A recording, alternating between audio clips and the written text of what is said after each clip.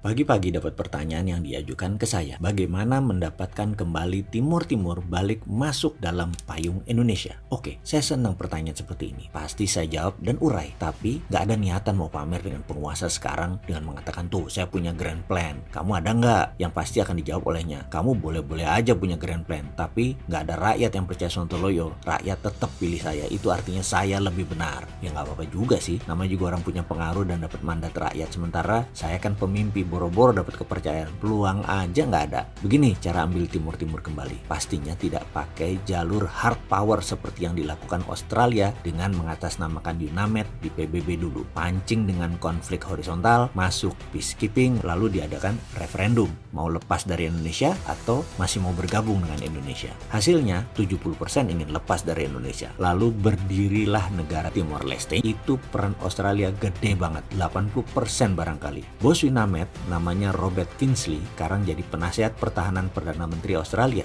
jago geostrategik. Timor Timur salah satu prestasinya. Setelah itu sedot aset Timor Timur berupa cadangan gas alam di celah timur yang berjumlah 10 triliun kubik feet. Biaya operasional ambil Timor Timur lewat, untung besar itu Australia. Strategi pengambilan Timor Timur tidak menimbulkan gejolak politik dan gejolak keamanan di kawasan ASEAN, sama seperti Crimea yang diambil Rusia baru-baru ini. Itu juga yang diskenario-kan kalau pemerintah Indonesia tetap ngotot ganggu pendapatan McMoran dari Freeport, maka Amerika pinjam tangan dengan menciptakan konflik horizontal di Papua. Lalu peacekeeping masuk dari PBB, kemudian referendum, mau merdeka atau tetap dengan Indonesia. Wih, pastilah pengen merdeka. Untung saja ternyata ambilnya saham Freeport tersebut tidak membuat McMoran rugi, malah Indonesia yang bisa rugi. Jadi skenario caplok Papua nggak jadi. Saya juga heran dengan ide ambil saham Freeport. Kenapa nggak naikin pendapatan negara dengan cara lain? Kenapa tidak bagi hasil finish produknya, minta bagian dari emasnya? Jadi kita Indonesia bisa printing money, cetak duit. Sudahlah, ide saya pasti geblek dan sontoloyo, pasti nggak ada yang percaya. Tapi akan nyerah nggak memberi ide untuk negara? Ya enggak lah, kita balik ambil Timor Timur saja deh. Gimana caranya? Pertama, kita mengatakan kepada Timor Leste, wahai Timor Leste, kamu buat proyek, project creation, dan ini ada uangnya. Setelah proyek diciptakan, kita Indonesia menyiapkan pendanaan, pakai pinjaman tentunya. Kita harus untung dari cost of fund, jangan terlalu tinggi, nanti mencekik. Jangan terlalu rendah, nanti Timor Leste-nya profit. Bikin Timor Leste jangan hidup tapi jangan mati, itu prinsipnya. Lalu proyek itu harus dapat sovereign garanti atau jaminan negara. Jaminan B2B, business to business, nggak bisa ngikat APBN Timor Timur. Boleh semi sovereign garansi, yaitu pakai BUMN Timor Timur, karena BUMN kan punya negara. Kalau default gagal bayar, ambil jaminan negaranya. Pokoknya jangan swasta Timor Timur aja yang punya proyek. Jadi pihak Indonesia akan menyiapkan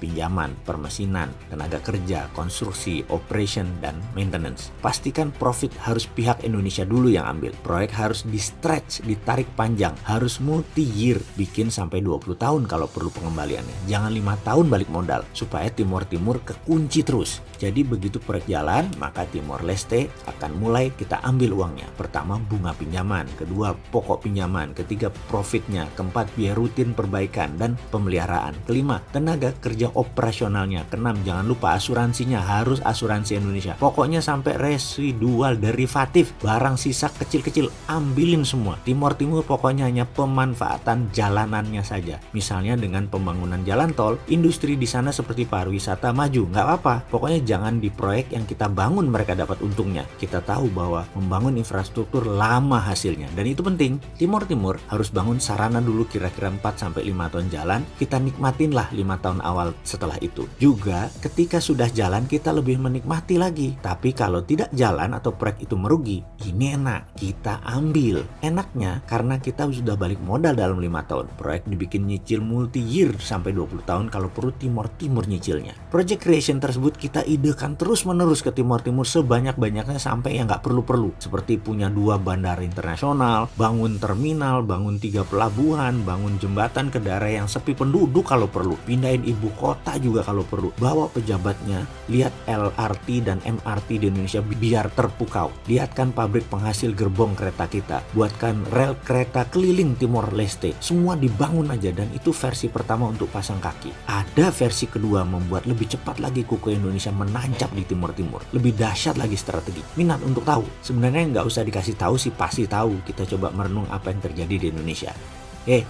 Ayo fokus di video ini, jangan ngebayangin yang enggak-enggak. Itu pikiran jangan ke arah kok kayaknya Indonesia sekarang kejebak Cina ya. Ngawur kowe. Enggak, Indonesia tidak kemakan dengan Cina. Enak aja kamu ngomong kayak gitu. Cina berusaha melakukan apa yang kita lakukan ke timur-timur, tapi nggak terlalu berhasil. Jago pejabat kita tidak terkecoh Cina. Jago banget, salut saya. Coba kalau saya jadi pemimpin, pasti kepleset ke perangkap jebakan Cina. Sudahlah, karena itu jangan pilih Mardigu, biar dia urus anak yatim aja.